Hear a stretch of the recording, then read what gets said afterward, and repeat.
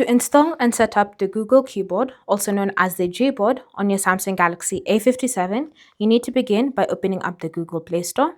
And then from here, you need to go ahead and use the search function and type in either Gboard or just Google Keyboard and search. Once you see it in the search results, go ahead and select it, confirm it by Google, and then just tap on install and wait for it to be downloaded onto your phone.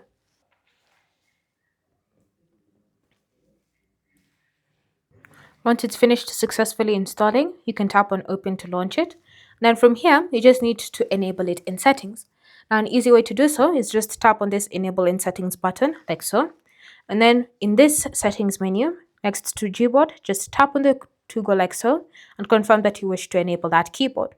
Then go back to the menu go back to Gboard.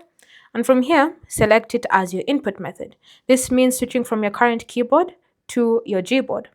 Once you've done that, it will then bring you to your Gboard settings that you can customize. But other than that, you can start using the Gboard immediately on your Galaxy A57.